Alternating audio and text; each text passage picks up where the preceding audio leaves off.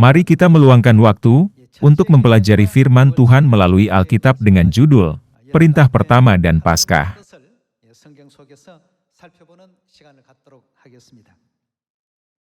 Saat ini, ada sangat banyak gereja di bumi ini seperti pasir di tepi pantai. Namun, mereka tidak merayakan Paskah. Tidak ada gereja di antara mereka merayakan Paskah. Dengan kata lain, mereka tidak mematuhi perintah pertama Tuhan. Kita bisa memastikannya dengan mempelajari firman Tuhan hari ini. Tidak merayakan Paskah berarti tidak mematuhi perintah pertama. Dan tidak mematuhi perintah pertama, jangan ada padamu Allah lain di hadapanku, berarti menyembah Allah lain, bukan?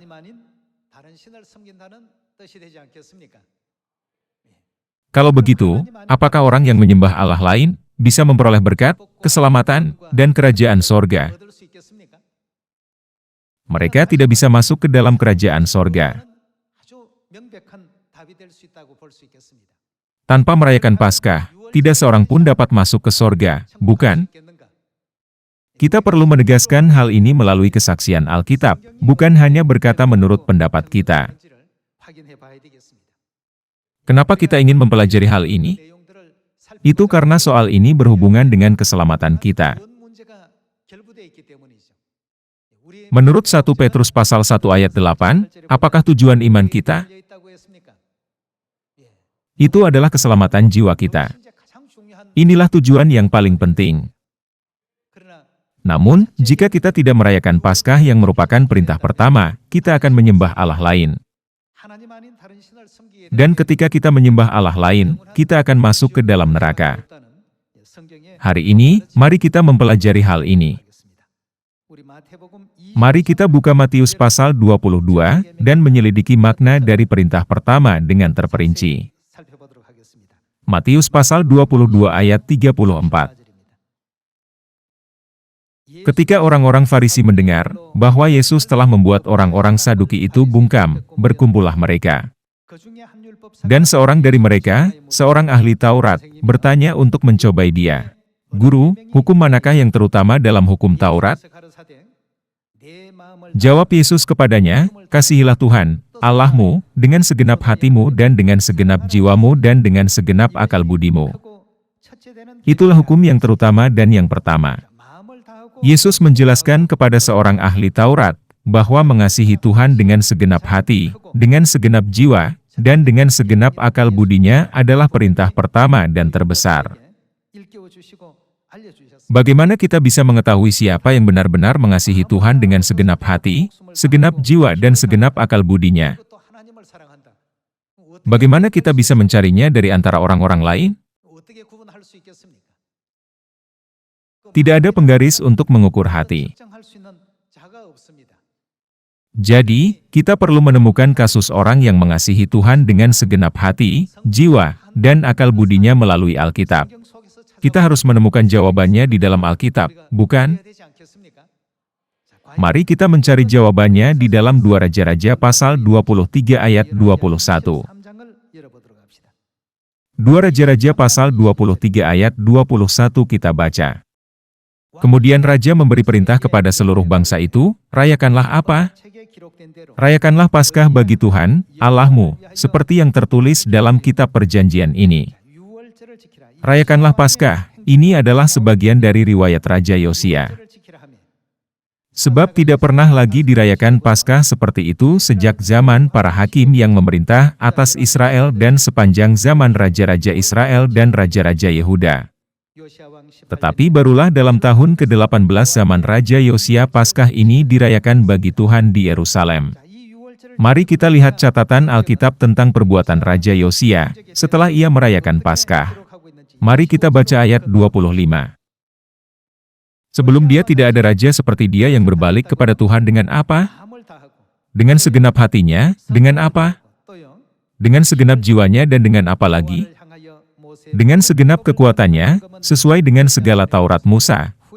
Dan sesudah dia tidak ada bangkit lagi yang seperti dia. Seorang ahli Taurat bertanya kepada Yesus, hukum manakah yang terutama dalam hukum Taurat? Yesus berkata, "Kasihilah Tuhan, Allahmu, dengan segenap hatimu, dan dengan segenap jiwamu, dan dengan segenap akal budimu." Ini adalah perintah pertama dan terbesar. Tidak ada yang bisa mengukur apakah kita mencintai seseorang dengan sepenuh hati dan sepenuh jiwa kita. Namun, dalam 2 Raja-Raja pasal 23 ayat 21, setelah Raja Yosia merayakan Paskah, Tuhan berfirman, "Sebelum dia tidak ada raja seperti dia yang berbalik kepada Tuhan dengan segenap hatinya, dengan segenap jiwanya dan dengan segenap kekuatannya." Ketika kita melakukan apa, kita bisa mengasihi Tuhan dengan segenap hati kita, dengan segenap jiwa kita dan dengan segenap akal budi kita. Kita bisa memastikan bahwa itu bisa terjadi ketika kita merayakan Paskah. Yesus sudah berkata bahwa hal inilah perintah pertama. Sekarang, mari kita ingat perintah pertama di antara ke-10 firman Tuhan. "Jangan ada padamu Allah lain di hadapanku," ialah perintah pertama, bukan? Maka, itu berarti bahwa kita bisa mematuhi perintah pertama, "Jangan ada padamu Allah lain di hadapanku," apabila kita merayakan Paskah. Mari kita mempelajari hal ini melalui kitab Ulangan pasal 6. Ulangan pasal 6 ayat 4. "Dengarlah, hai orang Israel, Tuhan itu Allah kita, Tuhan itu Esa. Kasihilah Tuhan, Allahmu, dengan apa?" Ajaran yang sama dituliskan di sini. Kasihilah Tuhan, Allahmu, dengan segenap hatimu dan dengan segenap jiwamu dan dengan segenap kekuatanmu. Apa yang kuperintahkan kepadamu pada hari ini haruslah engkau perhatikan. Haruslah engkau mengajarkannya berulang-ulang kepada anak-anakmu dan membicarakannya apabila engkau duduk di rumahmu, apabila engkau sedang dalam perjalanan, apabila engkau berbaring dan apabila engkau bangun. Haruslah juga engkau mengikatkannya sebagai apa? Sebagai tanda pada tanganmu, dan haruslah itu menjadi lambang di dahimu. Dan haruslah engkau menuliskannya pada tiang pintu rumahmu dan pada pintu gerbangmu. Tuhan berkata, haruslah engkau mengikatkan perihal mengasihi Tuhan dengan segenap hatimu dan dengan segenap jiwamu dan dengan segenap kekuatanmu sebagai tanda pada tanganmu, dan haruslah itu menjadi lambang di dahimu. Mari kita lihat kapan ini terjadi. Mari kita membaca kitab Keluaran pasal 13 untuk menemukan jawaban ini. Keluaran pasal 13 ayat 8. "Pada hari itu harus kau beritahukan kepada anakmu laki-laki, ibadah ini adalah karena mengingat apa yang dibuat Tuhan kepadaku pada waktu aku keluar dari Mesir. Hal itu bagimu harus menjadi apa? Menjadi tanda pada tanganmu dan menjadi peringatan di dahimu, supaya hukum Tuhan ada di bibirmu, sebab dengan tangan yang kuat Tuhan telah membawa engkau keluar dari Mesir. Haruslah kau pegang ketetapan ini pada waktunya yang sudah ditentukan, dari tahun ke tahun." Dalam Keluaran pasal 13, Tuhan menjelaskan Paskah. Apa yang harus kita lakukan terhadap Paskah? Tuhan menyuruh kita untuk memegang Paskah sebagai tanda pada tangan kita dan peringatan di dahi kita. Dalam Ulangan pasal 6, Tuhan berkata, haruslah engkau mengikatkan perihal mengasihi Tuhan dengan segenap hatimu, segenap jiwamu, dan segenap kekuatanmu, sebagai tanda pada tanganmu, dan haruslah itu menjadi lambang di dahimu.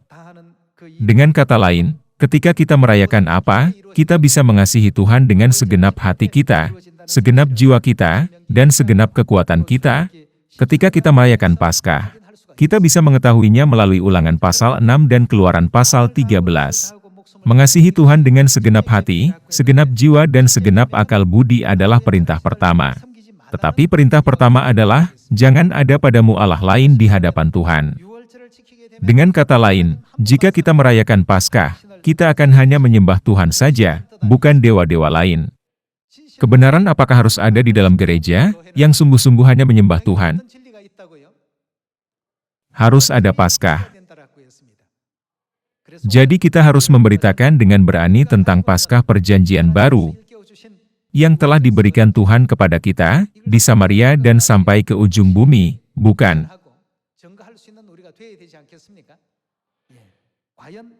Apakah sungguh-sungguh kita bisa hanya menyembah Tuhan, tidak menyembah dewa lain jika kita merayakan Paskah? Mari kita memastikan ini. 2 Raja-Raja pasal 23 ayat 21 kita baca. Kemudian Raja memberi perintah kepada seluruh bangsa itu, rayakanlah Paskah bagi Tuhan, Allahmu, seperti yang tertulis dalam kitab perjanjian ini. Sebab tidak pernah lagi dirayakan Paskah seperti itu sejak zaman para hakim yang memerintah atas Israel dan sepanjang zaman Raja-Raja Israel dan Raja-Raja Yehuda. Tetapi barulah dalam tahun ke-18 zaman Raja Yosia Paskah ini dirayakan bagi Tuhan di Yerusalem. Pekerjaan menakjubkan apa yang terjadi setelah merayakan Paskah? Mereka tidak menyembah dewa-dewa lain, kecuali Tuhan. Ayat 24. Para pemanggil arwah, dan para pemanggil roh peramal, juga terafim, berhala-berhala dan segala dewa kejijikan yang terlihat di tanah Yehuda dan di Yerusalem, dihapuskan oleh siapa? Dihapuskan oleh Yosia. Yosia telah menghapuskan dan memusnahkan semua dewa kejijikan. Dengan maksud menepati apa? Menepati perkataan Taurat yang tertulis dalam kitab yang telah didapati oleh Imam Hilkia di rumah Tuhan. Yosia telah melakukannya tepat seperti hukum yang telah diperintahkan Tuhan. Setelah merayakan Paskah, mereka menghancurkan semua berhala. Hal ini tidak hanya terjadi pada masa itu. Di dalam 2 Tawarikh pasal 30, kita bisa melihat hal ini sudah terjadi juga pada zaman Raja Hizkia, bukan hanya pada zaman Raja Yosia. Setelah merayakan Paskah, apa yang dilakukan mereka terlebih dahulu? Mereka menghancurkan semua berhala. Dengan kata lain, Tuhan membuat mereka tidak menyembah dewa-dewa lain lagi, tetapi menyembah hanya Tuhan, melalui Paskah. Mari kita baca 2 Tawarikh pasal 30 ayat 1. Kemudian Hizkia mengirim pesan kepada seluruh Israel dan Yehuda, bahkan menulis surat kepada Efraim dan Manasye supaya mereka datang merayakan Paskah bagi Tuhan, Allah orang Israel, di rumah Tuhan di Yerusalem. Dia suruh mereka untuk merayakan Paskah. Raja bersama-sama para pemimpin dan seluruh jemaah di Yerusalem, merancangkan untuk merayakan Paskah pada bulan kedua. Karena mereka tidak dapat merayakannya pada waktunya, sebab para imam belum menguduskan diri dalam jumlah yang cukup dan rakyat belum terkumpul di Yerusalem. Rancangan itu diterima baik oleh raja dan seluruh jemaah. Mereka memutuskan untuk menyiarkan maklumat di seluruh Israel, dari Bersheba sampai Dan, supaya masing-masing datang ke Yerusalem merayakan Paskah bagi Tuhan, Allah Israel. Seperti ini, mereka semua merayakan Paskah dalam 2 Tawarikh pasal 30 ayat 1. Mari kita lihat apa yang terjadi setelah itu dalam pasal 31 ayat 1. Setelah semuanya ini diakhiri, seluruh orang Israel yang hadir pergi ke kota-kota di Yehuda, lalu meremukan apa? Meremukan segala tugu berhala, menghancurkan segala tiang berhala, dan merobohkan segala bukit pengorbanan dan mezbah di seluruh Yehuda dan Benyamin, juga di Efraim dan Manasye, sampai musnah semuanya. Kemudian pulanglah seluruh orang Israel ke kota-kotanya, ke miliknya masing-masing. Pada zaman apapun, ajaibnya manusia tidak menyembah dewa lain saat mereka merayakan Paskah. Mereka menghancurkan semua berhala kecuali Tuhan. Kalau begitu, bagaimana dengan gereja yang merayakan Paskah sekarang? Gereja itu mematuhi perintah pertama Tuhan sepenuhnya. Apa yang dimiliki orang Israel di sekitar mereka meskipun mengaku menyembah Tuhan? Mereka memiliki begitu banyak berhala. Meskipun mereka menyembah berhala, mereka salah mengira mereka sedang menyembah Tuhan. Tetapi setelah merayakan Paskah, mereka menyadari bahwa semua berhala dan dewa-dewa lain yang dibenci oleh Tuhan ada di samping mereka, kemudian menghancurkan semuanya. Saat ini, sebagian besar gereja di bumi ini mengaku menyembah Tuhan dan hanya takut akan Tuhan. Namun, mereka tidak merayakan Paskah. Karena mereka tidak merayakan hari Paskah, mereka melanggar perintah pertama, jangan ada padamu Allah lain di hadapanku. Setan paling membenci Paskah karena pada hari itu ia dihakimi. Dalam Keluaran pasal 12, apa yang dikatakan Tuhan terhadap semua dewa Mesir melalui Paskah? Dia akan menghukum mereka semua. Paskah adalah hari untuk menghakimi dan menghukum semua dewa lain. Mari kita baca Keluaran pasal 12 ayat 11. Dan beginilah kamu memakannya, pinggangmu berikat, kasut pada kakimu dan tongkat di tanganmu, buru-burulah kamu memakannya, itulah Paskah bagi Tuhan. Sebab pada malam Paskah ini aku akan menjalani tanah Mesir, dan semua anak sulung, dari anak manusia sampai anak binatang, akan kubunuh, dan kepada semua Allah di Mesir akan apa yang dilakukan Tuhan, akan kujatuhkan hukuman, akulah Tuhan. Paskah adalah hari di mana dewa-dewa lain dihukum. Kalau begitu, apakah hanya pada waktu mereka keluar dari Mesir saja hal itu terjadi? Tidak. Sejak hari itu, janji Tuhan ini terkandung dalam Paskah. Itulah sebabnya dalam kitab Ulangan tertulis, bahwa mereka yang mencoba untuk menyingkirkan Paskah harus dimusnahkan semuanya. Mari kita baca Ulangan pasal 13. Pasal 13 ayat 1. Apabila di tengah-tengahmu muncul seorang nabi atau seorang pemimpi, dan ia memberitahukan kepadamu suatu tanda atau mujizat. Dan apabila tanda atau mujizat yang dikatakannya kepadamu itu terjadi, dan ia membujuk, mari kita mengikuti Allah lain, yang tidak kau kenal, dan mari kita berbakti kepadanya. Maka janganlah engkau mendengarkan perkataan nabi atau pemimpi itu, sebab Tuhan, Allahmu, mencoba kamu untuk mengetahui, apakah kamu sungguh-sungguh mengasihi Tuhan, Allahmu, dengan segenap hatimu dan dengan segenap jiwamu. Hari raya apa yang harus kita pelihara untuk mematuhi perintah pertama? Kasihilah Tuhan dengan segenap hatimu, jiwamu dan akal budimu. Kita harus merayakan Paskah. Ketika kita tidak merayakan Paskah, dewa-dewa lain menyerang kita. Itulah sebabnya, Tuhan ingin mengetahui apakah kita mengasihi Dia dengan segenap hati dan jiwa kita. Di tempat yang tidak merayakan Paskah, pastilah orang-orang menyembah dewa lain tanpa terkecuali. Meskipun orang Israel mengaku menyembah Tuhan, mereka memiliki semua jenis berhala seperti terafim dan tiang-tiang berhala. Mereka sudah memiliki begitu banyak berhala dan menyembahnya. Namun, mereka berpikir bahwa mereka sedang menyembah Tuhan. Setelah mereka merayakan Paskah, mereka menyadari bahwa semua itu adalah berhala, lalu menghancurkannya. Dalam 2 Raja-Raja pasal 21 dan 2 Tawarikh pasal 30, kita telah melihat peristiwa ini, yang telah terjadi pada waktu Raja Yosia dan pada waktu Raja Hizkia. Mari kita baca Ulangan pasal 13 ayat 4. Tuhan, Allahmu, harus kamu ikuti, kamu harus takut akan Dia, kamu harus berpegang pada perintahnya, suaranya harus kamu dengarkan, kepadanya harus kamu berbakti dan berpaut.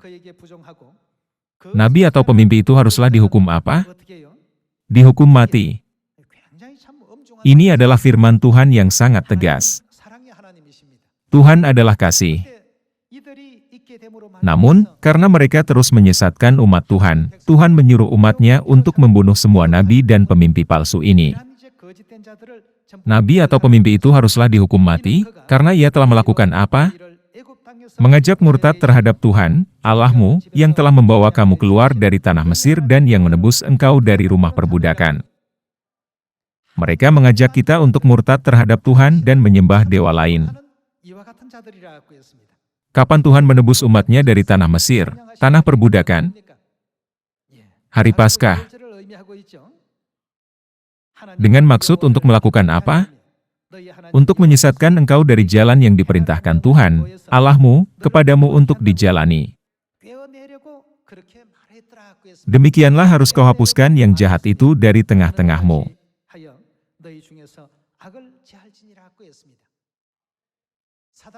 Pada setiap zaman, setan selalu mencoba untuk menghapuskan Paskah, dengan mengerahkan nabi-nabi palsu.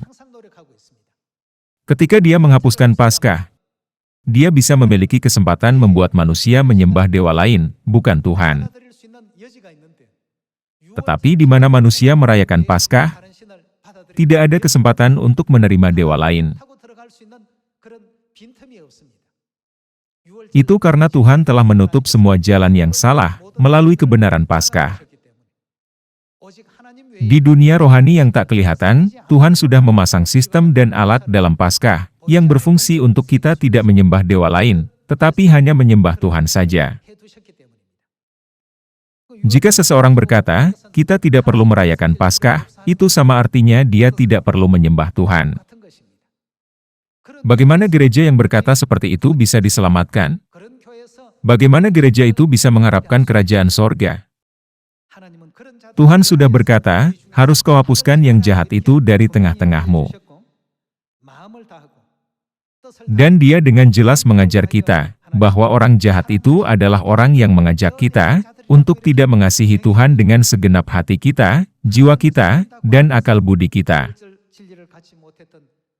Kita sudah mencari tahu, bahwa orang yang mengaku menyembah Tuhan tetapi tidak merayakan Paskah, sama dengan orang Israel, yang telah mengaku menyembah Tuhan tapi sebenarnya menyembah segala jenis berhala seperti terafim dan tiang-tiang berhala. Tuhan akan menghakimi seluruh dunia pada zaman akhir ini. Meskipun banyak gereja mengaku menyembah Tuhan dengan bibir mereka, tetapi menyembah dewa lain, selain dari gereja Tuhan. Oleh karena itu, Tuhan akan menghukum mereka. Mari kita baca Yesaya pasal 24 ayat 1. Sesungguhnya, Tuhan akan menanduskan bumi dan akan menghancurkannya, akan membalikkan permukaannya, dan akan menyerahkan penduduknya. Nabi Yesaya bernubuat, bahwa Tuhan akan menyatakan murkanya dan menghancurkan bumi ini. Ayat 2. Maka seperti nasib rakyat demikianlah nasib imam, seperti nasib hamba laki-laki demikianlah nasib tuannya. Mari kita beralih ke ayat 3. Bumi akan ditanduskan setandus-tandusnya, dan akan dijarah sehabis-habisnya, sebab Tuhanlah yang mengucapkan firman ini. Bumi berkabung dan layu, ya, dunia merana dan layu, langit dan bumi merana bersama. Bumi cemar karena penduduknya, sebab mereka melanggar apa? Undang-undang Tuhan, mengubah ketetapan dan melakukan apa? Mengingkari perjanjian abadi. Apakah perjanjian abadi itu? Ini adalah Paskah perjanjian baru, bukan? Apa artinya mereka melanggar Paskah perjanjian baru? Itu berarti mereka semua menyembah dewa-dewa lain. Itulah sebabnya ayat 5 berkata, sebab mereka melanggar undang-undang, mengubah ketetapan dan mengingkari perjanjian abadi. Mengingkari perjanjian abadi artinya, meninggalkan perjanjian abadi, bukan? Meninggalkan Paskah perjanjian baru berarti, bahwa mereka menyembah dewa-dewa lain dan tidak mematuhi perintah, jangan ada Allah lain di hadapan Tuhan.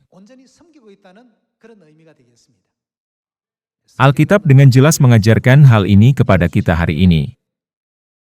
Tuhan dengan jelas membuka mata rohani kita dan berkata, waspadalah terhadap nabi-nabi palsu, yang datang kepadamu dengan menyamar seperti domba, tetapi sesungguhnya mereka adalah serigala yang buas. Meskipun gereja-gereja mengaku mengasihi Tuhan dan percaya kepada Tuhan, kita tidak boleh menganggap mereka benar. Sebaliknya perlu memeriksa keadaan rohani mereka. Kita sangat diberkati dengan kebenaran perjanjian baru. Bapa Sorgawi dan Ibu Sorgawi datang ke bumi sebagai manusia, untuk memberitahukan kepada kita Paskah perjanjian baru. Pada hari Sabat ini, mari kita memanjatkan kemuliaan, pujian dan ucapan syukur lebih banyak lagi kepada Tuhan. Semoga Tuhan memberkati banyak pada hari Sabat ini. Saya menutup khotbah ini. Terima kasih.